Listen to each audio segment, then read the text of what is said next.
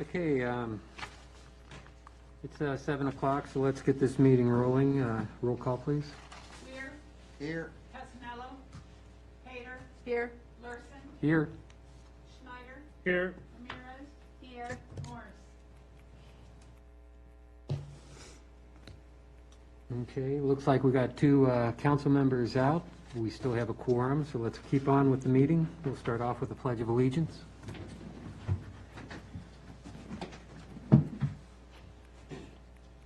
I pledge allegiance to the flag of the United States of America and to the republic for which it stands, one nation, under God, indivisible, with liberty and justice for all.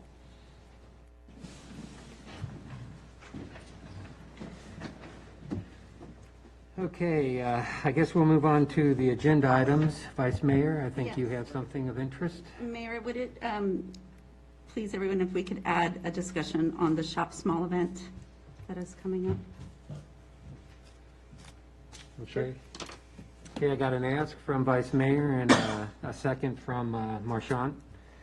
Anybody object? Listed as item 6. Okay, item 6, good enough? Thank you. Okay.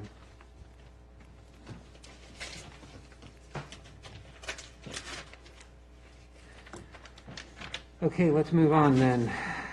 First agenda item is the audiovisual upgrade discussion. A little bit of, you want to give the history, Chris, or you want me to give the history? You can do it, sir. Okay, it looks like our system was put in back in 2014. We tried to integrate it with Zoom sessions since we were going remote because of the COVID stuff, at least giving a remote option, and came into problems back in the January timeframe of this year. We had the vendor come out and found out that there was a lot of drivers that needed to be updated on the devices, and the devices are getting towards the end of life. So I said, well, this is a critical item that should be under maintenance and should be up to date with whatever the life cycle is for this. Typically, I guess with hardware like this, you're looking at about a 5-year life cycle. So if this was back in 2014, we're already 2 years past it. So I asked the town manager to put together a proposal and to get the vendor in here to show us what the new capabilities are if we do put something in place. So I guess we'll go through. Of course, the first quote we have is in the packet, and we do have Bob Garrison from CTSI here to give us a presentation on this quote. Correct. So basically, I'll just ask if Bob can step up to the microphone and kind of go through what some of the different line items are, and kind of just give you guys an update on what would change and how that would make the system better and better integrated for, like Mayor was speaking about, the virtual participation. So I'll hand it over to you, Bob. Okay, I was asked to come out. Chris asked me out to take a look at the system, said what you're doing now, which is what lots of people are doing now, Zoom sessions or Teams or whatever platform you use for soft, they call it soft audio conference or video conferencing. The system that you have here has been in place for 7 years. It had limited expansion capability at the time. That since then some more additional microphones were added that filled up the inputs on the audio DSP. That's a digital signal processor. So there's a new one in there for that. There are 3 components to the audio-visual system. There's video, there's audio, and there's control. The video portion of this proposal includes some existing equipment and some new equipment. One new feature will be probably in the end of the dais over here. We'll put a single gang wall plate similar to these power outlets on the wall that you have at home in here.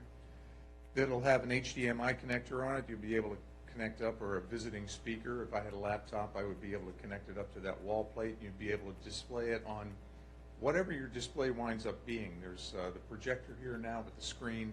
but there's an option in this proposal to provide a couple of flat panel displays that can be, at least in this proposal, are on two carts. One would be facing back toward you so that the dais could see the content, or the far end of a video conference, and another would be pointed out this way so that anyone out on this side would be able to see the same content.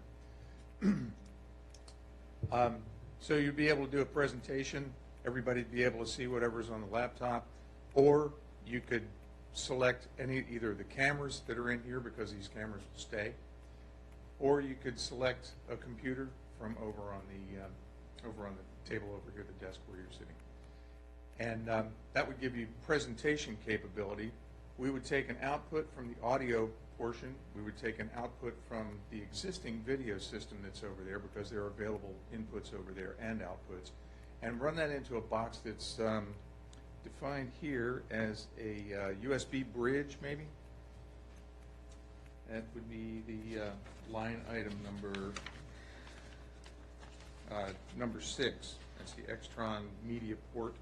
What that media port device does is take that audio feed from the audio system, the video feed from the video system, combines them. It's USB output that would enable you to connect off to a laptop that would reside over here at the table as well. That would originate or receive your Zoom calls. The HDMI output, that's where audio and video come out, would connect to the system here, the audio and video system here, for presentation video-wise on the monitors and audio through the existing speakers and amplifiers that are here. So we're not replacing everything. All of the microphones that are around the dais here would remain. They're wired microphones. They're rock solid. They've been that way for a long time. And life expectancy is several more years, so I don't think that's anything we have to mess with now. Wireless microphones are a different story. Wireless microphones, remember when the FCC has sold off, long story short, has sold off some frequencies to other people that wireless microphones used to reside on. I understand you've been having some problems with dropout on some of these wireless microphones over time, and that's a symptom of the problem. The new series of wireless microphones are not just on different frequencies, but they're digital. They require much smaller bandwidth than analog wireless microphones do. So those are the ones that are in the proposal. There's a wireless, you can start at the top of the proposal here under the audio section, and a new digital wireless microphone system will be integrated to provide one lapel microphone. That would be for maybe someone who's doing a presentation. One handheld microphone. You may want to pass that around out in the audience if there's a question and answer session going on. And 3 tabletop gooseneck microphones like the one I'm speaking into, in addition to the existing microphones that are there. The new audio DSP will, I'm not reading anymore, the new audio DSP will accept all the feeds from all of these microphones, combine all of that to the outputs that would feed the overhead sound system, and also the media port piece that gets audio out to the far end of the conference. It would also receive an input from the device, the media port, that receives the audio from the far end of conferences. It would also receive audio from this new wall plate for if there was audio associated with a presentation that someone was doing, from any of the computers that you have over here, and you could even watch a football game in here if you could find it on your computer. So that gives everybody audio capability, inbound and outbound. It gives everybody video capability from a laptop over here or from any of the other sources that are connected to your device over there. The third square in that screen that you're looking at would have the presentation, the laptop presentation from here. And you would also be able to, from the laptop that's over there, see the far end of the Zoom call or whatever platform you're using. Control is the third aspect of the system. And you have a control system over here already. The panel on the wall that controls the audio will remain. It'll be reprogrammed to, it's sort of a set it and forget it kind of thing, but it gives you some volume control within the range of the inputs on the audio DSP. Your camera system will stay, so all the controls that you're used to working with now will remain. with the exception of the third input. There'll be one additional piece. That's a two-channel switcher that selects HDMI input number 1, which comes off of your system there. HDMI input number 2 is going to come off of the new laptop or the existing laptop that presents the far end of a conference. That means that if you're in presentation mode and it's just a local meeting going on, you would select the source that's associated with all the gear that's here now. If you're in a Zoom call and you want to put that up on the displays or the projector, whichever one you opt for, you push the second button on that. We'll make sure to train you on that. We like to keep the control part of this very simple. That's the things that people have to touch, the audio and the video. You really never have to mess with it. So that's the way we design systems, and that's the way the system's been designed for here. The option that we presented is for, when Chris and I spoke, we talked about a projection screen over here, a projector that could be ceiling mounted that would project onto this screen or a new screen. As far as screen sizes go, we size screens based on the distance to the furthest viewer, which in this case could be someone sitting over here or it could be someone back here. This screen doesn't really fit into that mold very well. It's very small, and it's also not a wide screen. We like to fill the screen from corner to corner so that there's no black bars or white image around the sides or anything. So that's option 1. We could keep this projector. I don't think there's anything in this proposal about keeping the projector because we spoke about during our meeting to provide the 2 screens on portable carts that I described. One would face back toward the dais and the other one out toward the house. So that's what option 1's all about. So it's kind of up to you to make a selection. If you decide to go with a ceiling mounted projector, there are pros and cons to that. The pros are that it's mounted in the ceiling. You don't have to roll carts in and out or have them here. But the cons might be to provide a bigger screen and off-axis. There is such thing as off-axis rejection. It's a very clear image if you're sitting back here and you're looking straight at it. But if you're out here and looking at it off-axis, there's what's called a viewing cone. Is the way they describe it. And if you're outside of that, it gets real dark real quick, and all the detail goes away. Flat panel displays seem to be the thing these days. Everyone's got one at home. You know how bright they are, how colorful they are, how accurate the colors are, and we would, with that, provide necessary cabling to connect those screens up. They would be portable if you ever needed to put them off into the closet or anything like that to be able to do that. That's about it. The calls that you make, the Zoom calls, would be made off the laptop over here. You would do that the same way you do it now, except that people on the far end would have the advantage of seeing and hearing a lot better than they do now, because your presentations, what you're doing is taking a picture with that camera of a picture that's projected onto the screen, and that resolution is not as good as something that's a direct feed to the media board. And they would hear you loud and clear because the audio is going to be moved up quite a lot, and you would hear them through these ceiling speakers out here, and you would see them on the displays there. So your experience is going to be vastly improved as well. Yep, and no feedback, right? Feedback loops at all. No, there's not going to be any of that. There are a couple of things. The media port device and the DSP, the digital signal processors, have things that are called feedback elimination. And what it does is it analyzes the incoming audio and doesn't let the audio out that goes to the amplifier that matches that. They compare the two, and if they see something going out, if the DSP sees something going out, it'll cancel that audio. It's called acoustic echo cancellation. Yeah, as well as, I'm assuming, background cancellation, noise cancellation, stuff like that. Yes. I do see in here, under those mics, a network charging station. So I'm assuming, since we don't really have a good description of the mics, they will be like lithium ion that's going to be charged through a USB docking port or something? the docking port that plugs in to a plug-in transformer sort of thing. It has a low voltage cable going up to the dock that has slots in it for every style of microphone, whether it's the belt pack for the lavalier mic, or the handheld mic drops into a different hole in it, or these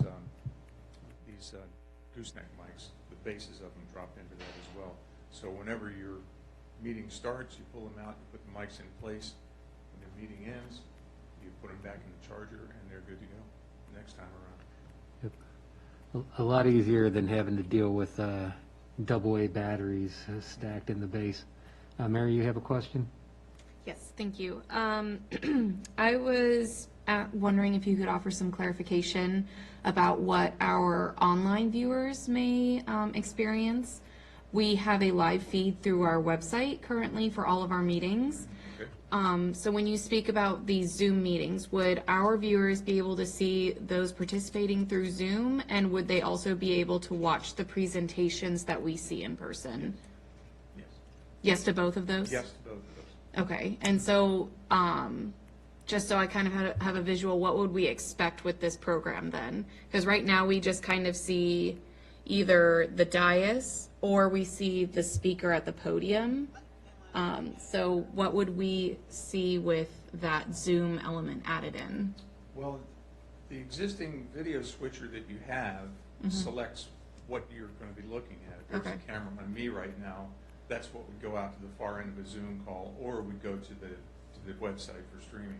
Okay, If the camera was selected, where's it? Right here, but that other camera, keep pointing back this one, was selected and zoomed in on a member up there, that would be what they're seeing. So, Okay. and that's all previewed on the monitor that's over here. and so our beautiful clerk over here would be the person to designate that. Okay, And that's how it works now. okay, thank you. But instead of just two cameras, now we have direct connect to the Zoom session. So when you share something in the Zoom session, you get that same share you can switch to for the video feed to see. Right. I was also concerned about people plugging in directly with the USB and presenting for us here in person. Currently, our viewers don't get to see those presentations. Except from the camera with Right, which- poor resolution. Poor resolution, it's difficult to read and really understand the context that we would get in person. So I was curious as to what that experience would be for our online viewers. That's going to be a direct connection Okay. to your video system. Cool. From a wall plate in a sort of a to-be-determined location. We were talking about sort of on the end of the dais over here. And that would extend over to this same video system. So whatever viewers are seeing on the far end of a Zoom-type call or on a online kind of streaming event, they would see the presentation off the computer with that same clarity. Okay. Sorry, just one more question. You mentioned training. How many staff members can be trained with like the program, or like what is included with this package that you're offering? We can train as many people as you like. Okay. We'd like to confine that to a group training session. And typically what happens is we'll train an operator, and anybody else who wants to come along and ask questions and all the rest, and we'll field all those questions and make it understandable for everyone. Okay. And at that point, someone's going to be able to train others. Right. So our trainers will train you all, and you can share amongst yourselves. Plus, there's we've got 24-hour phone support for anything that comes up, and that's open to you all the time too. And how long would that last For for your us? first year. For the first year? Okay. And then after that, is there like an additional fee for these services? There could be, we have service plans that include a couple of 0, 1, or 2 preventive maintenance visits per year. Included in this is the essential maintenance that includes 1 preventive maintenance visit. It also, when you're under service contract with us, it also gets you quicker response. We pride ourselves on not leaving people hanging, so we wouldn't leave you hanging either, especially when there was a meeting coming up. Sure. Okay. Thank you. Oh, go ahead. What I'm familiar with is similar to what you described, where we have the the screen on the cart, would it be advantageous to maybe have the two viewer screens rather than on the cart, have two mounted screens on either side so that the viewing audience can see it's fixed versus having to do a cart? Could be. Their downside of that is they're kind of head bangers. You have to, the ceiling's not high enough in here that you could get it up above people's heads and still have a sizable enough display that people would be able to see. Okay. I wasn't thinking the 65-inch, but something that we sort of have an issue with storage space in here, but something to maybe think about. And then if I understood correctly, that those screens that are displayed, the two cart screens, the clerk would have the option to either select the camera or select the presentation. To her earlier point about the webcast, if someone's on the webcast, you can switch between all three. Yes, the way it's proposed is that what you see on one screen, you'll see on both. You can't get one presentation on another, on that one versus one presentation on that. That requires what's called a matrix switch. I'm sorry, you misunderstood my question. Not these two, not the two cart ones. I'm saying from that the clerk's display, you'd see the two cameras, and you'd see would you be able to see the presentation on the Yes. thing, she and has you'd be able that. to toggle for webcast? Okay. Right. Yeah, So- she's got a screen over there that's got 4 quadrants. 2 of the quadrants are full now of the cameras. Okay. And the third one, we would add that computer. Okay. So I think to your point, it would be like direct, it wouldn't be. In terms of calling in, that still has that capability if someone calls into a meeting, if they're not participating via Zoom, it still has the capability to patch in landline calls into the Via system? telephone? Correct. So what we would do with that is actually have a Zoom call. It would just use the Zoom phone number for them to call in, Okay. because then that way we can run it through the computer and that input would still go through the But system. if someone has to call in on, if we have to patch someone in on a cell phone, They we would would just have them just, patched through the Zoom phone number. correct. Okay. We're talking about preferences now. I think the card idea versus that screen, I think the projector and screen is somewhat antiquated and somewhat difficult to maneuver. I would recommend the cart system and then some other variation of the screens. Is there an opportunity to do wireless projection or casting from, if we have the staff devices, can they be able to cast versus having to plug into HDMI? Yes, that's a possibility. Like ClickShare or some other, Yeah, like that. Okay. ClickShare or the Crestron. Chromecast. Chromecast. I'm sure obviously that adds to the bill, but any system that would allow us wirelessly to do, I think would be versus sort of what you see out here today. And I guess I would ask, go ahead. The ClickShare type devices would get from a laptop into the system, but I don't recommend wireless from the output of the system into the displays. Okay. I think that should be an HDMI hardwired. Hardwired in, okay. And then once we get through our discussion, I'd be interested what the staff has to say in terms of their recommendations. Sorry, Mr. So Mayor. just one thing that we can do is the audio system is the one important item, so we can always discuss the display options later, because the most important one, like Mayor discussed, is getting the audio system up to date, and then if we want to try and get some additional options for multiple screens or screens in the floor or something along those lines, we can try and investigate a couple different options for council. So if we want to do that, we can separate the video portion from, well, except for the presentation port, but the presentation port and the audio, kind of the things that we need to move on relatively quickly, and then the video piece is something we've got time. Okay, thank you. My question really was about the maintenance and warranty. That's all included within that 1-year timeframe? Okay. Yeah, there's actually a segment of that proposal, if you've got the entire thing that talks about the essential warranty, it compares it to our basic warranty plan, and there's another one above that too that's a premium plan, so all those details are in there. Perfect. Yep, yeah, and there's a maintenance program in here too that kind of gives you what's going to be included in it. And So packet page 18 and packet page 28. So one's got the basic, essential, and premium maintenance program features. That's on 18. And then if you go to page 20, oh, I'm sorry, page 30. 30, yeah. It's got the time and materials rate card. So that kind of gives you an idea that if we have a system crisis or something where we need help, gives you an idea of the rates. But that's after year one, the time and materials rate. There's no charge during the And program. you During the can, first year. and you can see it's got contracted versus non-contracted, so even if we decided not to get a maintenance contract, we have prices, which of course may change, but just something for you guys to look at. Thank you. And also bumps us from priority if we need something immediate, if we don't go with the maintenance. Any more questions? I was just going to have an add-on that graphically, especially at the ARB, when Emily's having to toggle through plans, having one that we can see and one that the audience can see and one that she can navigate from would be extremely helpful. And I would assume for the planning commission as well. Excuse me, I'm sorry. Thank Okay, well, I think that's it. I really appreciate you coming out here for us, Bob. My pleasure. If there are any questions, you know how to get hold of me. Sorry, me again. Please feel free. I'm always available.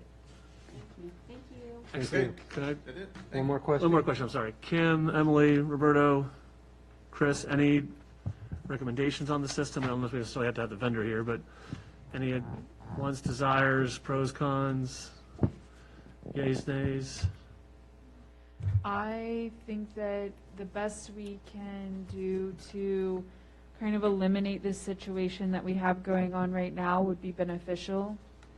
As staff, when we have very presentation-heavy meetings, it is a little bit cumbersome and awkward at best to go between the projector, but also have somebody who's speaking ask for us to sit there and click through their presentations for them.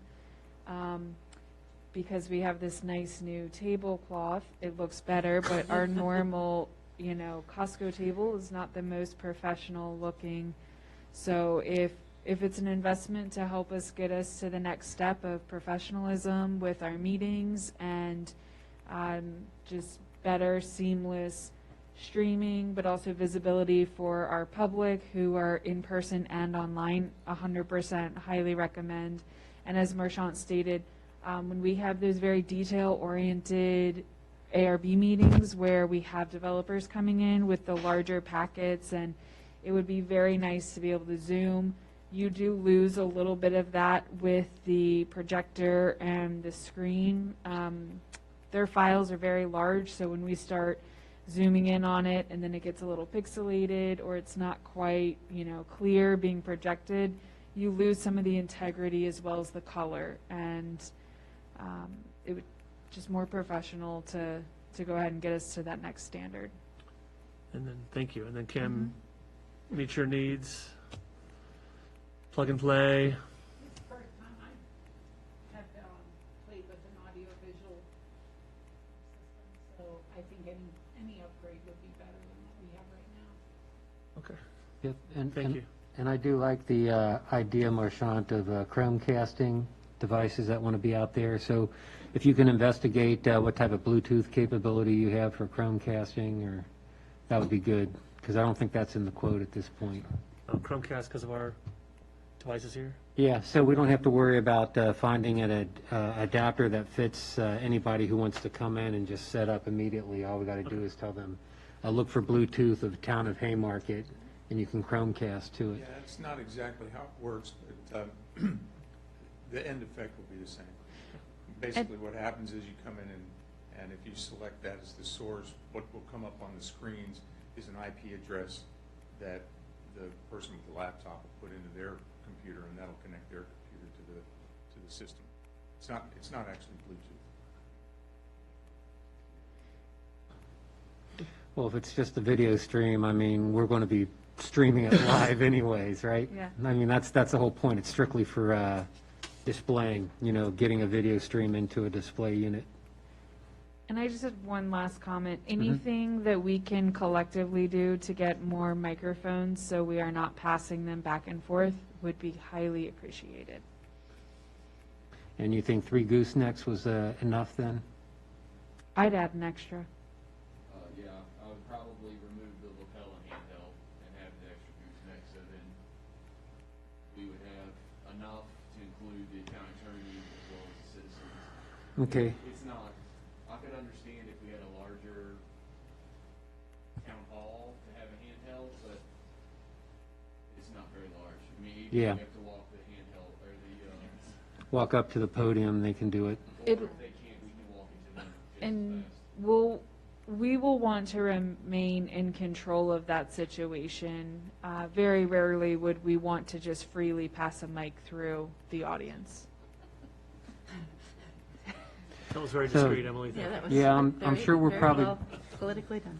Yeah, so I'm sure we're probably going to be modifying this quote, but you get a kind of concept of what we're looking for, and we'll be adding a few extra here, subtracting a few there, maybe getting, like I said, the Chromecast capability if it looks adaptable, because I think most of the Windows machines now are capable of easily doing that without having to, tell them they got to download a specialty driver, right? We're just using the standard. No, there's no specialty driver to it, really. Yeah. It's just really a wireless connection that works over your data network. So we'd be leveraging part of your wireless network here. Yeah, we'll discuss that. And then the Address only, security issues if there are any that we see. And then the only other feedback is, as I mentioned, I did get a quote from Acuity Audiovisual. They are right in line with this quote. It's a little bit less, but the scope wasn't as broad because they tried to get it done in a couple days. So I kind of informed them that I'd speak with council, and as long as council is planning on moving forward with the audio update and some of the other items with the visual updates as well, that I'll ask them to try and provide the best and final by next week. So we should have their best and final here by the end of this week or next week. I just got it at 5 p.m., so if you guys want to see it, I can give it to you, but it's a front and back page. Pretty much it's a one-page quote, not nearly as detailed as Bob's here. So, like I said, we do have another quote for this work. Yep. Not to surprise you, Bob, I'm sure, but government, we always got to try and do like 3 quotes. I try to put customers in my shoes, or my shoes, if someone came to my house and said, it's gonna cost you $10,000 for a new furnace, I'd get another quote, I'd get a couple more quotes, maybe. Yeah. So, it's that way all the time. We've had an ongoing relationship with you guys. I hope that means something. The service plan, the warranty and all that is something to take into consideration, but it's your minds to make up.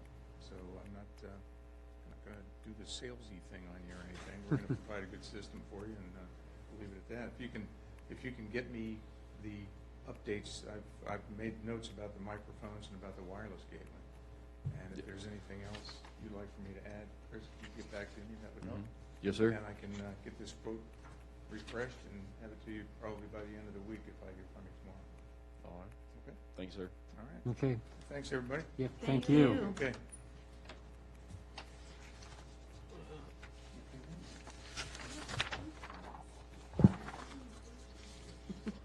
Okay.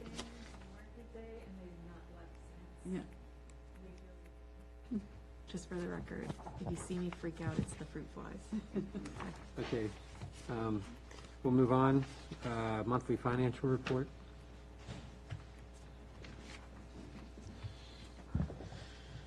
Good evening, council. On the report, you will notice that we have finally entered, processed, and mailed out the annual real estate taxes. That's one of the big changes you'll see on your actual report this time around. We also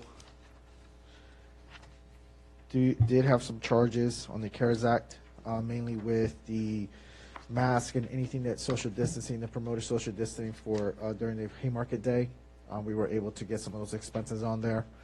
I don't know if you guys have any specific questions on the financial reports.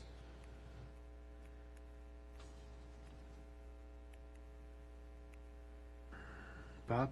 Just a note, it looks like the COVID impact on the cigarette tax is over and we're regressing again. Looks like it's starting to drop in terms of revenue. Now, will that get, it's off a little bit. It's off a bit. It started off strong. It did regress a little bit, yeah. I think we're going to see that happen again. Just a note on packet page 35, the spelling of separately. I misspelled it. Okay, yes. I'll correct that.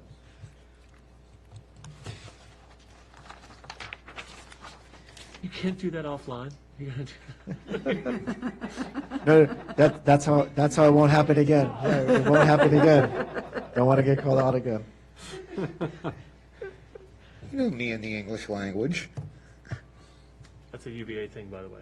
So. The one update I will give you guys is that this report happened right before we collected meals tax, our DMV Select for the third month of September. So those numbers did come in favorably to the town. So you'll see that in next week's reports. Very positive trend on both of those line items. If there's any questions on this portion, I'd like to move over to the staff report for the first quarter amendment. I know I had Councilman Ramirez stop by today, so we got to break it down on the line by line item. I don't know if anyone else has a specific question on that report. On the budget amendment? Yes. Anybody have anything?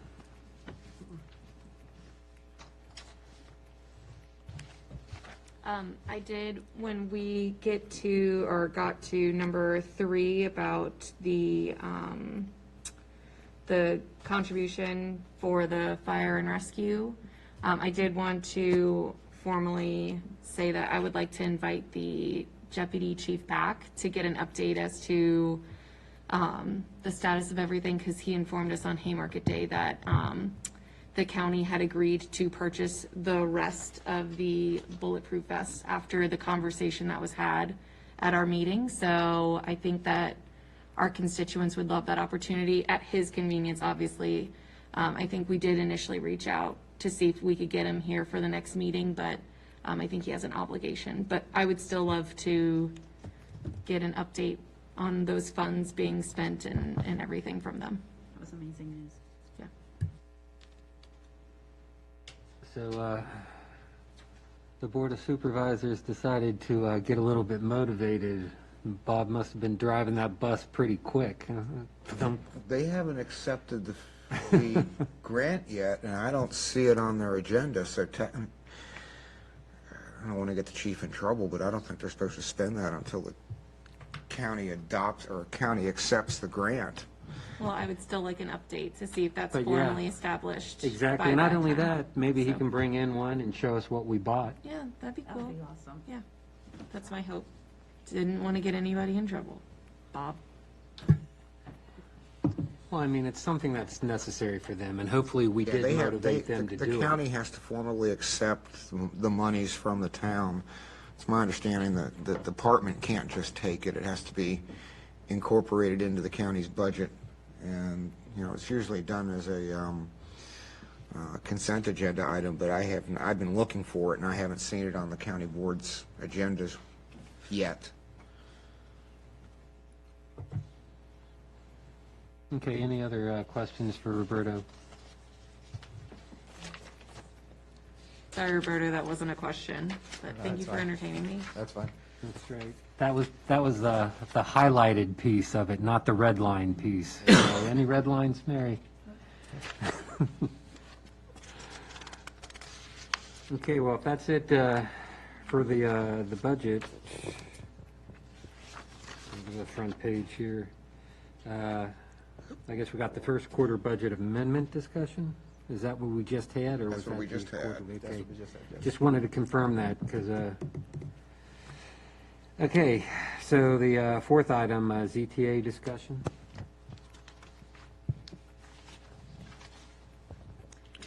Okay, so I will just briefly share with everybody. Samantha and I have worked through and taken another look at the zoning text amendment, we have provided a couple suggested edits that we would like to discuss with you.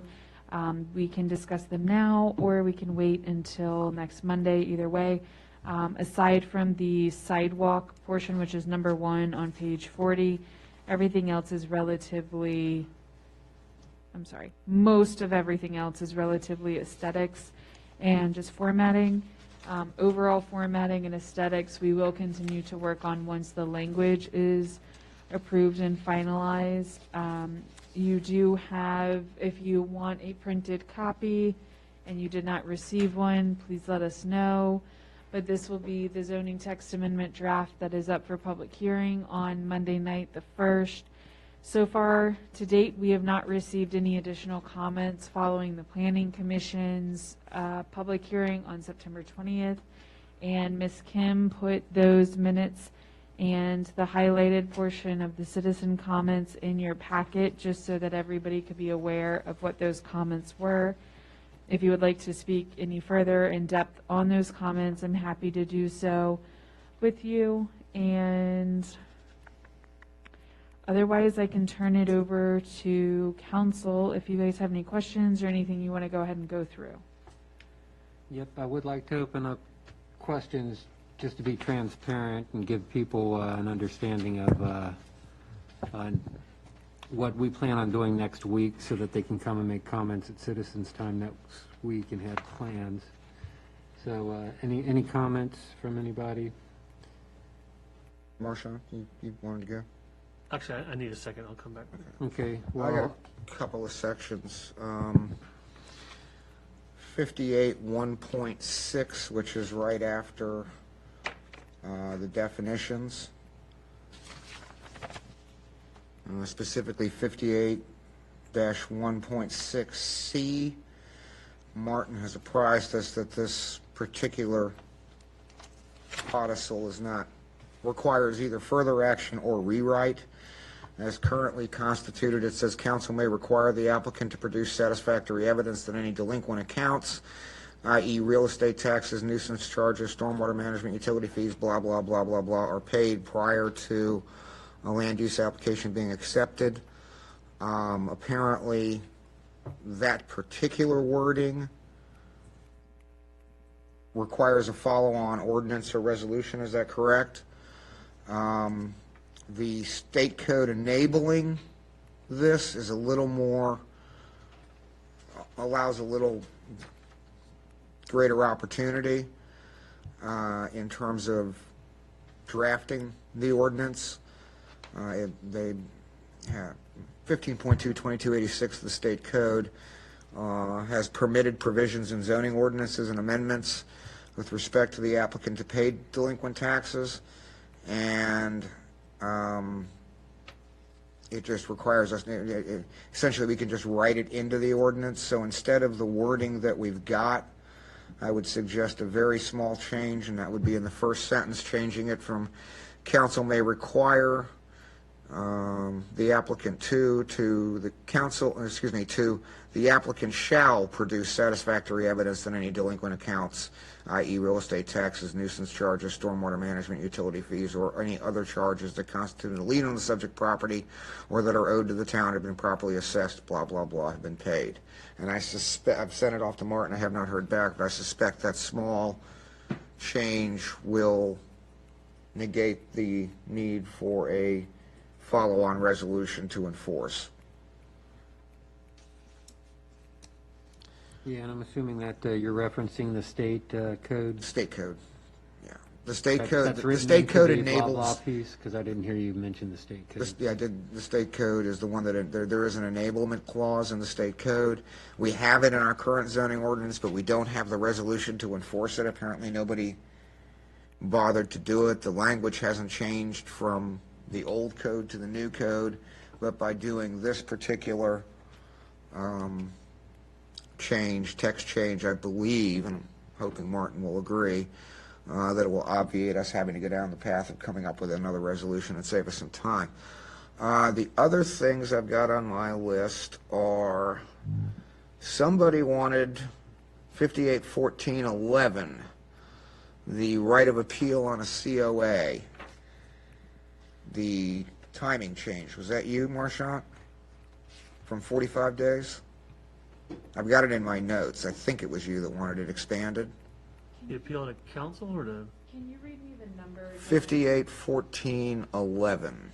There was a discrepancy between a guideline document and the ordinance document. One stated 14, one stated 7. I think in most recent applications, what we have learned is that it would probably be more beneficial for the applicants to have just a little bit longer to enact it. Well, that was an appeal for anybody, wasn't it? Or is it just for the applicant? which, I'm sorry, which code section again? 581411, right of appeal. 5814. That's not in the historic district. It is under Old and Historic Haymarket District Overlay, section 14 5814, dash 11. I have Old and Historic Daymark District as 58-16.1. With the, I'm sorry, with the newly printed draft and the, are you referring to the old ordinance section? I'm referring to what was emailed to me. Then it should be the same. Here. This section.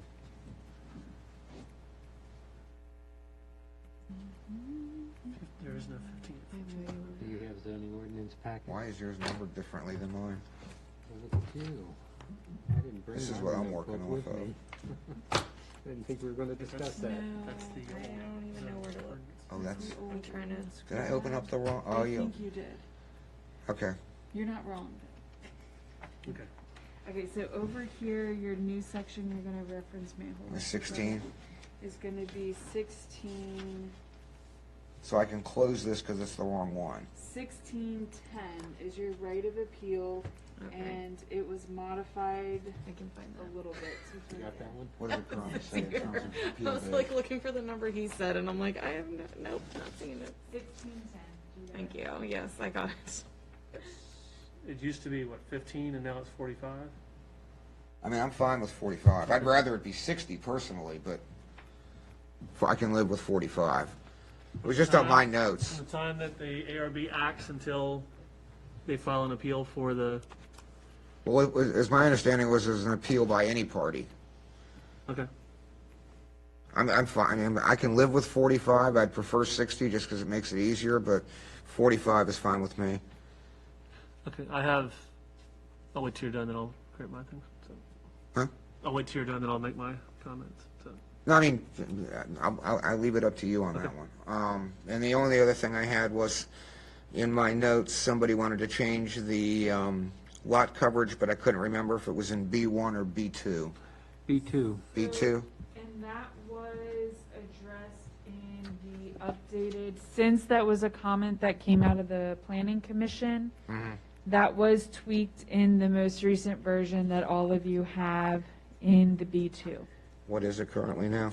Let me read it exactly and give you the page number. Okay, so page 80, and what it currently states is,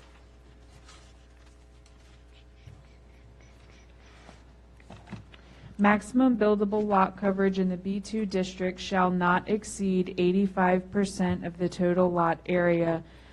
Maximum lot coverage in the B2 shall not exceed 85. I apologize. That we discussed dropping it back down to 75. So that's an amendment we would make from the dais So- next week? Yes, Okay, so we just need to prepare for that if we want to do it yes. next week.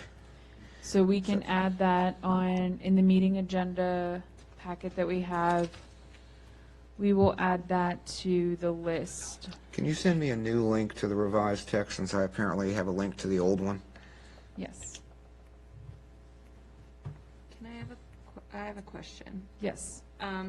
So I see in the page prior to that, page 79, 5812.5, it says for a B1 district, the buildable lot coverage shall not exceed 85% of the total area. What is the distinction or purpose behind making B2 a different percentage? Because it looks like that's more of the, with the map that I'm looking at, it looks more like that's the industrial area. Like the, not, I'm sorry, like the transient, whatever, park, commercial stuff. The transitional commercial? No, like where a lot of drive-throughs want to go Okay. in.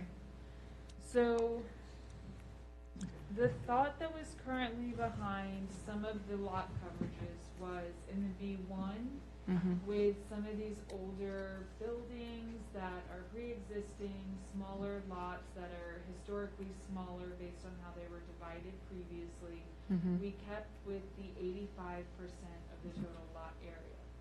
It was recommended and discussed that for the B2, we make it either 75 or 80% so that we have a little bit more of the green space Okay. in those higher transient areas. My brain was not comprehending that the 85% meant that they had more room to develop like parking lots for the smaller lots. I get it now. Thank you for that clarification. My brain just went boop boop. How'd you ever change that? It's printed in color. That's why. Yours says 75%.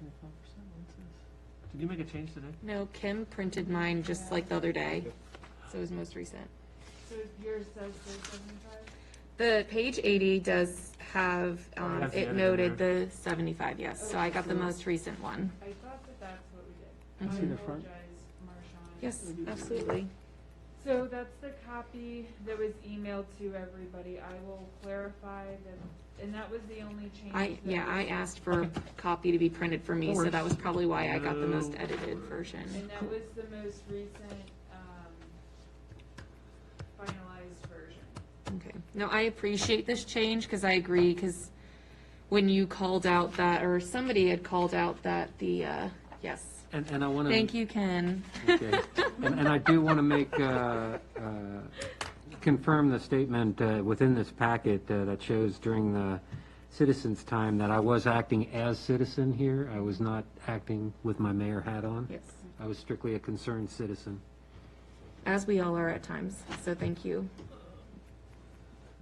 Okay, I have some questions. I'll wait. You have questions? I have questions. Continue on, Marshawn. Okay, I had made a laundry list when we first started this process, and I just needed to check in with some. So crematoriums, we no longer allow crematoriums, it's just funeral homes? Nothing's stricken? Okay. We are leaving the definition though. We are leaving crematorium? That was the plan. Do you Okay. have a different recommendation? No, I just wanted to double check.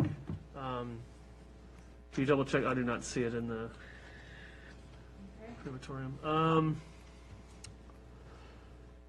I had in my notes that we had passed an ordinance amendment in 2019. Just made sure that may not have been carried forward yet, Emily, in this document. Brewery, we used to have a limitation of 40%, I believe, of restaurant to brewer space, but we've updated that since, correct? For the accessory, Correct. Brewery, microbrewery is now a standalone. yes, we separated it, because of, we were trying to differentiate between those who are doing more of that microbrewery type business versus the larger brewery style, so we tried to tailor it into two different definitions. There was Okay. confusion when we had just the single. Okay. So the one that's going in the QBE, that one will be defined as a microbrewery or defined as a?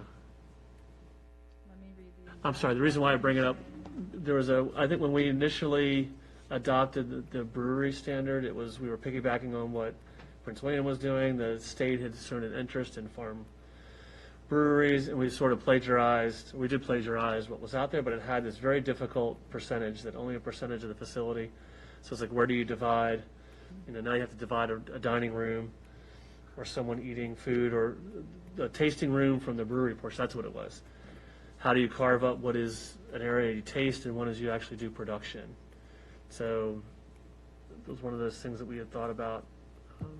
So we don't have to have the answer tonight. It's something I can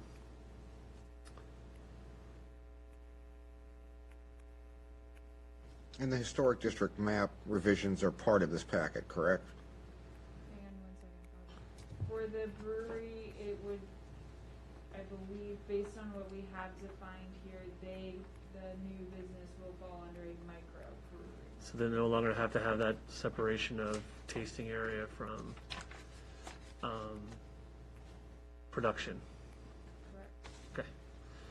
Bob, I still have more questions. Did you have? That's okay. No, I was just curious. I'm just got one thing, as long as we were talking about the historic area. Okay. Is the revised map part of this? Not at this time, based on our having to do a completely different public notice process and update to the maps in general. We currently have the zoning text and the maps will follow shortly after. Okay. Accessory apartments, Bob, you guys addressed accessory apartments through the updates when and where? Yes. Okay. Curb and gutter and. It's been addressed in every zoning district one way or the other. I couldn't tell you off the top of my head which way it went in each one, but they were addressed in each zoning district. I did notice the cheat sheet's very helpful. Who do we give that credit to? So, Emily, good job. Sam, okay. Curb and gutter and sidewalks for developments now, do we have in the ordinances that new development must put in curb and gutter and sidewalks? I'm thinking of the Fayette Street example with those residential units. That's part of the subdivision ordinance, That's isn't part it? of the subdivision ordinance. Okay, And that does exist. and that's included in this, or is that gonna be separate? Separate? Okay. Separate ordinance Okay, section. I thought my bad. Parking calculations, have we dropped shared parking or have we kept shared parking? Or submit a study for shared parking? With the shared parking, to a degree, we have issues with enforceability and them providing this study Okay. and really determining that it's gonna be adequate. So at this time, I think that we had recommended to drop it unless somebody had a better idea of how to enforce. Hadn't it already been dropped? And parts of it lingered. There was a little bit, there was a section in there that lingered that essentially said, if you would like to do shared parking, you need to follow this manual and do so. But we don't even have that manual printed and referenceable to any of the developers. When we did the parking study before, it was in recognition of the fact that these smaller lots are gonna be harder to park, and you're gonna limit their footprint of their buildings, because they're having to eat it with so much parking, so some mechanism with which to address residential over commercial, using, some different hours. I guess for now, we'll look at it, but the idea was to be flexible, to be able to handle the fact that our lots are so much smaller, especially along the B1, or we talked about earlier, the B1 district. So I'll take a look at it again, but I do have concerns about eliminating that entirely. So let me maybe discuss this a little bit further with you while we're still on the topic. So we still are allowing for a shared parking across the site when you have multiple tenants and Okay. multiple uses. But in the sense of lot owner A, lot owner B, and lot owner C coming together and saying, we're gonna do a shared parking lot on lot D across the street. Oh, okay, We okay. have eliminated that portion. Okay, it's all on-site. Yeah. Yes, okay, thank you for that Yeah, clarification. so like the Foster's building where they have multiple tenants, multiple uses, multiple hours, all of that, shared parking is allowed. We still would accept an application in with that in mind. Okay, But when the reference to the old ordinance and the old discussion was when you have like two separate lot owners and they wanna buy, parking from this landowner over here and call that shared parking for their use, that's where we started to get away from that. okay, understood. Thank you, I appreciate that distinction. Get through my list quickly. Landscape plans, we had previously had them reviewed by the Planning Commission and the Architecture Review Board. We also, the PC and the ARB had some ability to reduce or allow alternate buffer yards per circumstance. Does that ring a bell if that was, and I'm sorry, I didn't look through today to see if that was still there. So that should should all still be the same there. Okay. We have the different options, so when somebody submits a site plan, it automatically goes to the planning commission with the landscape plan in there. They will have the options of providing a buffer, and there's 3 different scenarios of which kind of buffer that they can do, so that they're not all, for example, 5 trees, 10 shrubs, and 25 plants. They have options to do 10 trees, 5 shrubs, and, 10 plants. Based on the condition, okay. Yes. Okay, thank you. And then we had discussed before, Emily, especially on ARB side, having you do administrative approvals. Have you had a chance to go through and just make sure we're clear as to which? So, Yes and no. okay. So with the ordinance itself, I have not dived deep into that Okay. on administrative approvals. The overall audit and review of the ordinance was maybe a little bit higher priority. I think that we could get to a point and maybe I can draft some language to go ahead and address it. I think it would be relatively simple, Okay. because what we had discussed was the fence applications that meet the guidelines would be administrative if they have their HOA approval, but then any of the permits that are coming out of these neighborhoods with HOA approval would be administrative as well. That's fine. If we need to revisit that at a We might later need date. to, you know what, Marshall, let's hold off on that. We might need to revisit, because once the historic overlay district map goes into effect, if it changes, that could then change how we feel about administrative. Gotcha, okay, good point, thank you. And then, this is more for the council, board membership. I know the question came up on the ARB whether or not to allow either business owners to be on or allow other professionals. Was there any interest in visiting that at all? Fruit fly. See? Anyone? Bueller? Bueller? What kind of discussion were you hoping to have with that? So, discussion either on the commission or on the ARB that the majority, or right now the ordinance is that they have to be a resident of Haymarket. And we have in the past had business owners saying, could they not also participate or be a part of these boards and that- commissions? Isn't that part of the enabling section of the state code? So while you're looking that up, just to share a little bit of feedback, so since I've been here, we've had this discussion a couple times when we go to update the bylaws. There are always differing opinions, but one of the items that we had kind of discussed is, while our residents live here and they're here all the time, we do have some very invested business owners who own property and care about the upkeep and the aesthetics. And so there was some interest for having a business owner or a property owner who maybe is also a business owner, but not necessarily a resident, being able to be on the architectural review board. I think to some degree, if you're talking about where it might fit, it could fit a little bit better on the ARB to have one of those business members, because I would say a large majority of the applications that the ARB reviews are commercial, and sometimes having that other opinion of a commercial developer or a business owner and what their application could mean to them in terms of advertising, visibility, aesthetics, so forth and so on, could be beneficial. So that was some of the feedback we had received. I have put it up in the bylaws before, and as of right now, we're still just at all residents. I think the idea is when we put it in the bylaws, we got advice from council, because the zoning ordinance was very specific about the criteria that we couldn't do the bylaws. So just as a straw poll, is there any interest in trying to explore that, having a commercial owner, or is it something we want to revisit another day? So, I would be worried about any conflicts of interest, just simply with all the development we have going on and all of that, especially for like planning commission. I don't know if that would be the best fit. But I see value in the ARB because, that's upholding, the historic small feel, you know, aesthetics is really what I think of when I think of ARB, and, you know, that may not be completely accurate of a depiction of what they do, but I think we could benefit from a commercial perspective for that.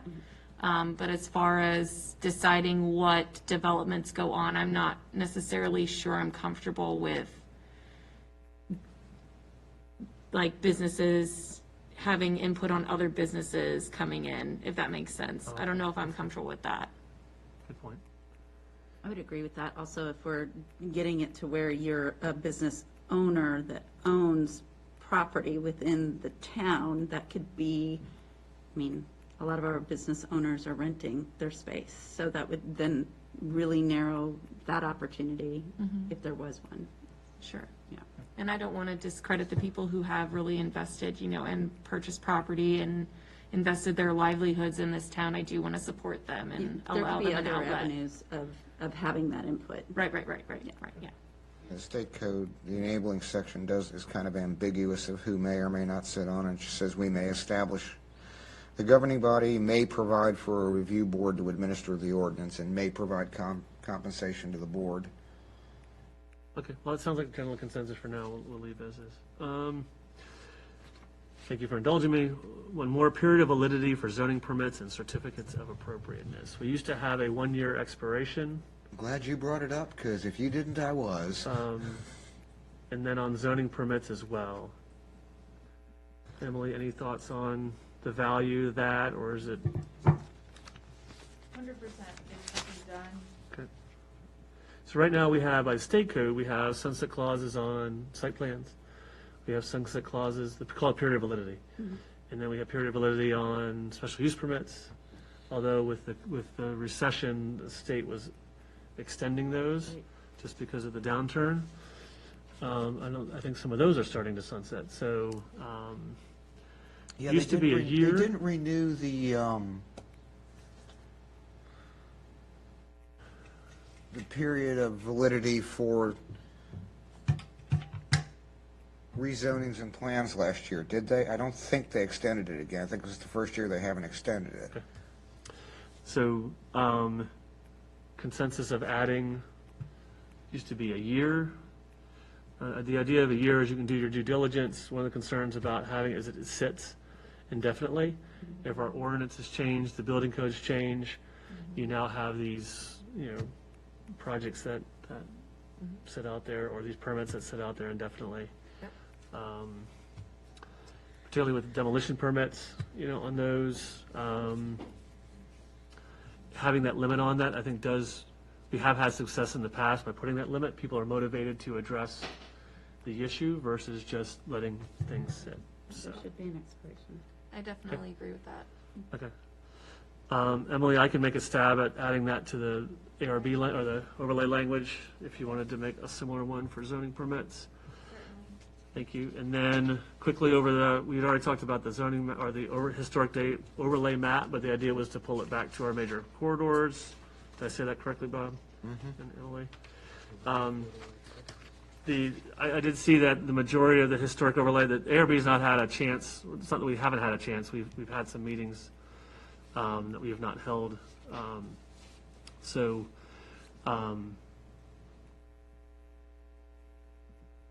When I did the initial scan of it, I think the two key things that came away, two key ones were the time limit. We used to say anything over 50 years old. Now it shows 1950 or earlier. We settled on 1950, Okay. correct? That is correct. Okay. And then, May I just add a quick Sure. side note on that? The reason we settled on 1950 was based on some discussion of the age of the buildings and at which time period the ARB put that language into effect of buildings that were 50 years or old or older. And so we kind of settled on that 1950s mark based on that information and the age of the buildings, et What was the cetera. initial adoption of the zoning ordinance that contained that section, which was around 48 years, give or take? so there seem to be two parts. There always has been two parts. There's the age itself, and then they have the added layer of those listed in the comp plan. Correct. So the only thing I would make here is that we make a lot of reference to the National Register Bulletin 15. If we were to hold that we would adhere to that. Nothing in town would be, Yeah, but you've got two other options underneath that. correct, but the entirety of all these make reference to the, one thing we do say in the current definition is we refer to those listed on the comprehensive plan. Yeah. So I'd like to I would make the suggestion of built prior to 1950 or as otherwise designated as in the comp plan, consistent with our I mean, definition. I'm not going to argue with you, but I mean, I've always had a problem with the ordinance and the 50-year rolling date.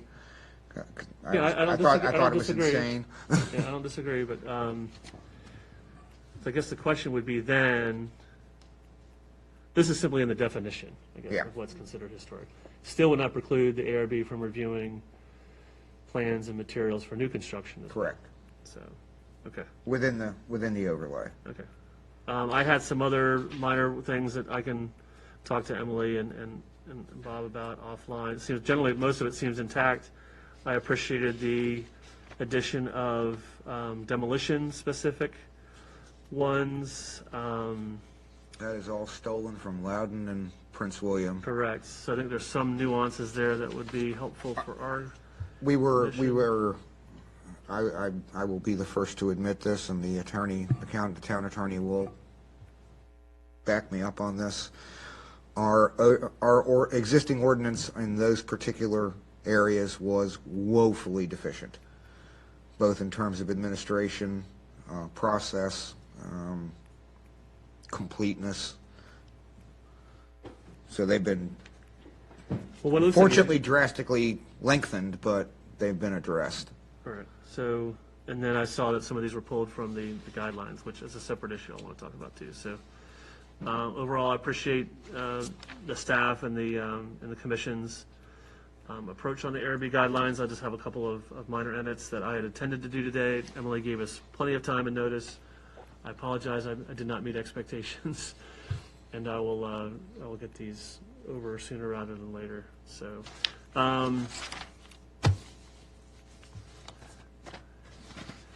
you can tell. We'll be ready next Monday with I'll have it proposed this amendments. week, with this week. So, the Emily, in the cover letter you did for the planning commission, that was a great summary. I think it was more or less the public hearing ad, but it did a great job of overviewing the entirety of the amendments. Is that something that could be included when that goes out? On Monday night, Samantha should be here, and she did a large majority of these updates, so she will be giving a presentation going through that. Okay. If for some reason she's not here, that's what I'll be doing, is a presentation of the highlights of what we have updated, the big call-out items, and then I'll also go through this memo with the proposed edits that we have drafted since, as well as the items we talked about here tonight, and then we will take more information from council. My plan, so that everybody is aware, and if it's different than your plan, please let me know. But my plan is we discuss everything based on citizen feedback, we discuss all those comments, we go ahead and work through it on Monday night. Give me a month to work on a final draft, clean it up, and get it back to council for a discussion and hopefully an approval, and that would come to you at the November 29th-ish work session. And then for a vote in December? That's correct. So November 29th, you would see the cleaned up version, and then December 6th, hopefully we would be prepared for a vote. Works for me. This is a sidebar. I will make these recommended changes, and then I'll talk to the ARB about it this month. So,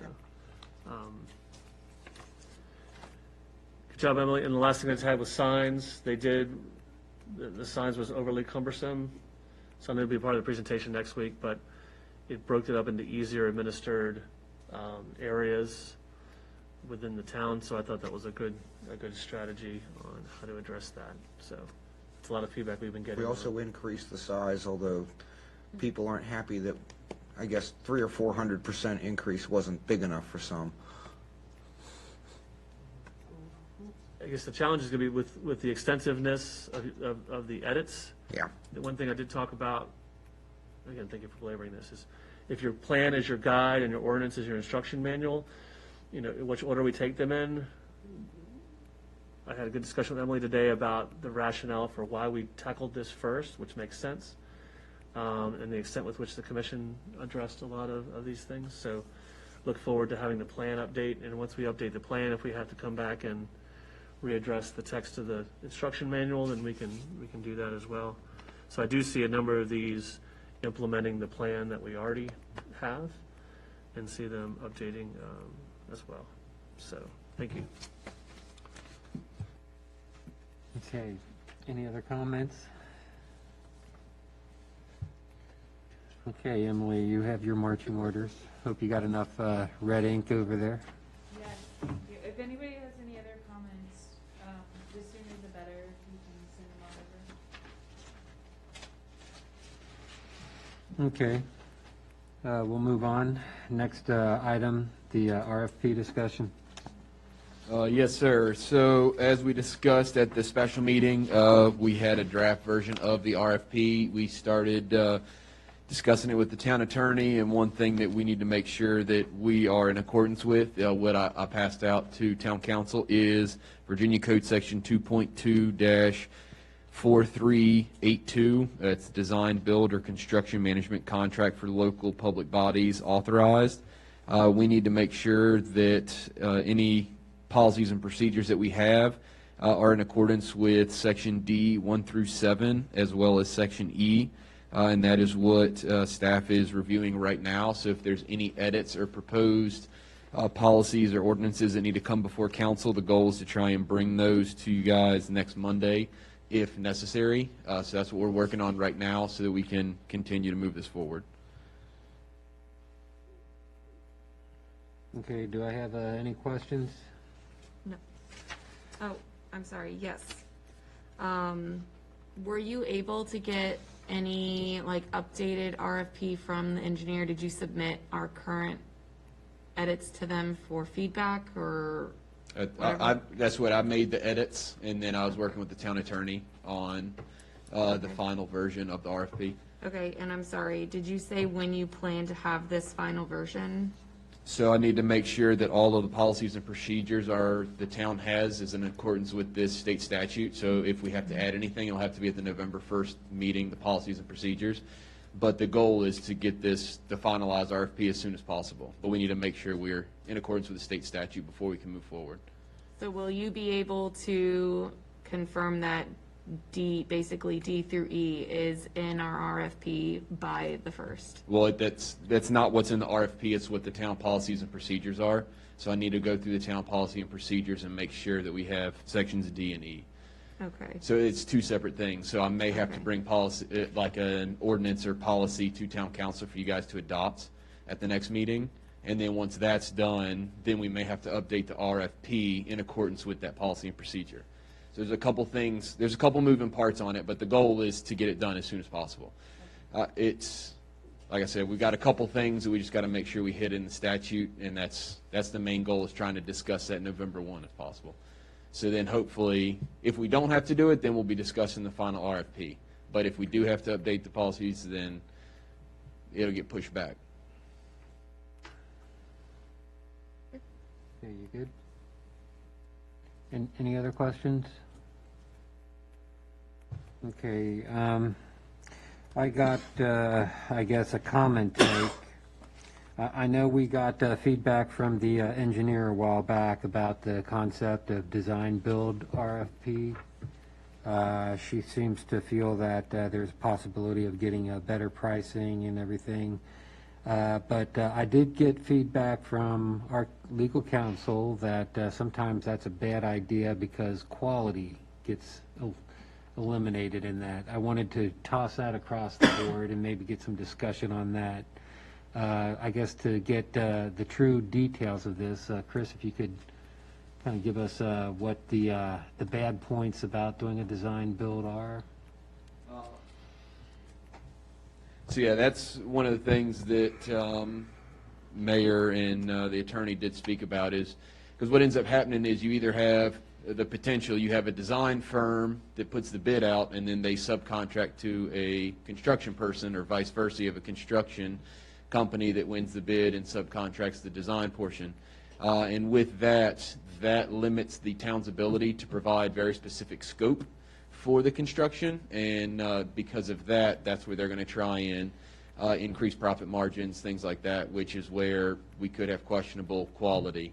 And that also is where the design build brings into play this statute that we have in front of you, where if there was a design portion that we did the RFP for, or request for bid, and then once we have that, award it, and they design it, then we would move forward with a construction piece. So they both have their pros and cons. So you either do two smaller requests for bids and you get it, and then once we get the design, then we can have a very narrow scope for the construction piece.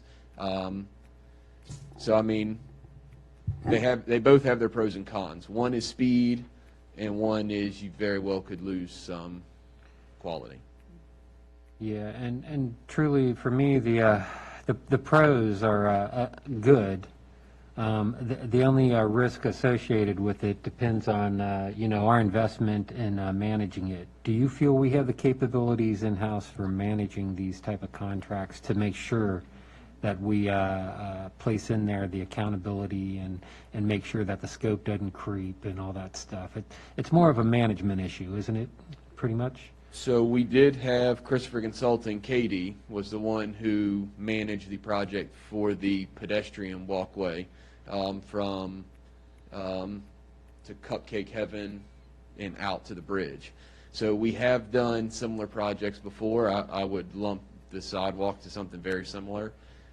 So I do think we have the capability to do it if we operate in the same fashion. For what it's worth, it's a pretty linear project with minimal opportunities to change the scope. I mean, it is what it is. Right, but I just wanted to make sure that this is all visible to us so that I could get feedback from you guys on your comfort factor. Get response from our staff to make sure that we understand if they feel they have the capability for the management piece of it. So I just wanted to lay it out there for you guys to, I guess, weigh some concerns. Do you have concerns? So the question would be whether or not we have the capability of managing these two smaller projects or managing a design build where somebody else is, like you had said, doing, like subcontracting one of those pieces. Is that the question? Pretty much the idea of doing a design build as opposed to separating it and doing a design and then following it up with the build RFP. Okay. I would think though, the suggestion is we do the project management in-house. Oof, okay. I don't know about that. I mean, I think, did we have the Connolly Well, at least money the- project that was project management? That was Christopher Consulting. Yeah, I think Katie we would did want to that. have, was that a different, what the question was earlier to the staff? Well, the question is, do we have the staffing or at least the ability for our engineering contractors to handle this without requiring us to break this up and us feeling comfortable with it? I would say yes, based on past experience, and specifically on that project. Okay. Mary? We basically said that that's what we did for this sidewalk over the bridge, so we've So Christopher successfully, Consultants, our engineer did that, okay. right. Yeah. So, And we've done it before on other sidewalk segments as well, so. Okay. Well, like I said, I'm I not just worried wanted to about make it. that visible, make sure that I have a good consensus of the dais here, that everyone feels comfortable with it. So let's proceed with the design build. Okay, any other questions? We can move on. Okay, now that brings up the new agenda item that was added. I did not get a title for that. What title can I put The on shop that? small event, Shop Small. please. So, in discussing things with Emily and Chris, we're proposing that we utilize some CARES Act funds and our funds for printing, distributing the brochures and such, correct? So it would be fully encompassing the whole project to include the pamphlets, advertising, the grand prizes that we're planning on doing, as well as grants for those individuals that are participating, because the plan is to have the businesses fill out a form that states how they were negatively affected by COVID, which would authorize us to be able to purchase the grant prizes from them opposed to asking for donations. And then as well as that, we can provide grants to those businesses that were negatively affected. So it would basically be a two-prong, as they would participate in the event as well as fill out this application. And then the entirety of the project, I believe we could do it for about $17,500. However, where we're at right now today, estimated, of course, because we include certain things like the audio upgrades, we have about $7,500 left in CARES Act. So what this would require would be council authorizing up to $10,000 for the Shop Small event. And then we should be able to have this event, and we would close out the remaining balance of the CARES Act in November, which would allow us time for auditing and getting that report in appropriate audit from Prince William County. And then we would start with the ARPA funds, so that would be 10,000 of the 1.7 million. I really love the idea of using, eventually with the ARP funding for grants for our small businesses. I loved that idea when Miles and Michelle met with us in August. And so thank you, Tracy, Lynn, and Emily and Chris, for, starting this discussion and really focusing on, benefiting our business community that has really served and made our community successful. So from what I've heard and anticipate, I'm really excited for this. I think it's important to note too that, we have a wide range of businesses within our town, and to be able to focus on how each business could participate is really important. So that is absolutely, I want all the business to understand that we welcome all of them to the Shop Small event. Right. Marshall? Good? I'm good. You're good? Yeah, I'm excited about it. I mean, I always felt that with levying the meals tax on this, we should have always had a budget for some type of business development. And this is our first step into it, really. And I really appreciate your guys' effort to bringing this aboard. Absolutely. So I will prepare a memo for the regular meeting. So I'll sum up what I just stated here so that we can have a memo so that you guys can review it, and we'll take action on it next week. Thank you. Okay. Okay, going into the next piece, which is the closed session. Bob, I'm sure you got the list, right? I do. Question is, are we getting an update on it, HPG, or not? Yes. Okay. Move the town council convene in closed session to discuss the following. One is permitted by Virginia Code Section 2.23711A1, a personnel matter involving the assignment, appointment, promotion, performance, demotion, salaries, disciplining, or resignation of specific public officers, appointees, or employees of the town, specifically dealing with the town manager. And two, Acquisition. yeah, as permitted by, which one do I want to go with? Virginia Code Section 2.23711A3, a matter involving the acquisition of real property for public purposes, specifically involving the HPG property group, properties, because discussion in an open meeting would adversely affect the town's bargaining position. Got a motion? Second. Got a motion and a second. All right, Aye. where do we want to do this?